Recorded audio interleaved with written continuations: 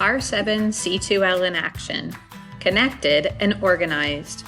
My Google Drive is a junk drawer. In this video, we'll review folder tips and tricks, sharing, workspaces, and advanced search. Digital clutter can create endless scrolling and mounting frustrations. A Google Drive that is organized in a way that makes sense to you can allow your workflow to be manageable and your time to be used efficiently. There is no right way to organize your drive. It's all up to you. Here are some tips to get started. Creating your folders.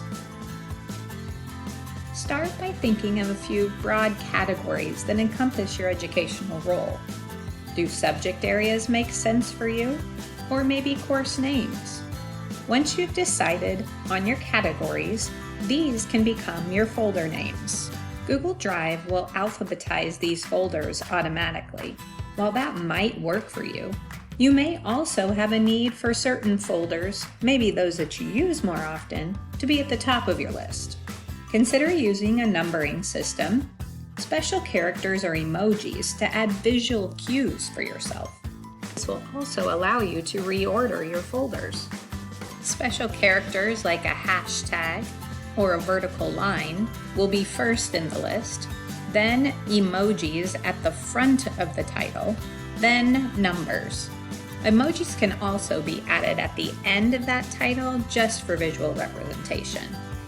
After your folders are named and coded, next consider adding color to your folders. The color that you use just depends on what you would like to visually see, or maybe what color you associate with that folder title. Subfolders can all match the main folder color in which they live. The subfolders can be easily changed to all have the same folder color as the main folder by selecting each of those folders, right-clicking on a selected folder, and changing the color to match the main folder. Folders that you use often can be starred. Right-click on the folder that you use most often, click Add to Starred, and now that folder will be found in your starred area.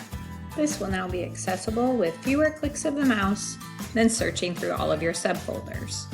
Once you have taken the time to organize your Google Drive with folders and creative naming, stay committed to putting files where they belong to keep the clutter out of your drive. Sharing within Google Drive.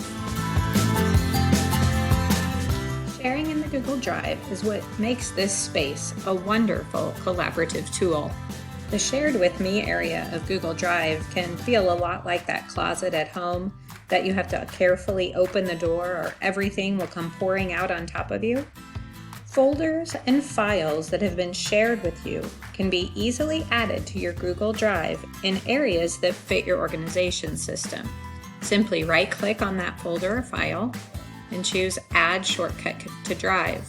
Then you'll be able to choose the location within your drive where that fits. Here, that shortcut will live. When in your drive, you can choose folders or files